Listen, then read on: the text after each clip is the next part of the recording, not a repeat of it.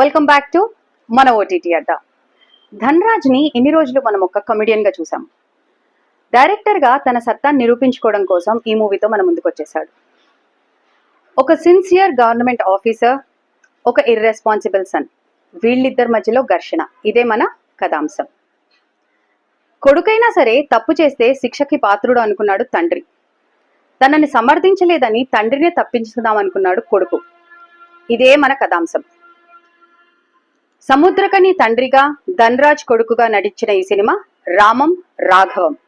ఇది మనకి sun next ఇంకా ఈటీవీ విన్ లో అవైలబుల్ ఉంది. తప్పక చూసేయండి. బాయ్.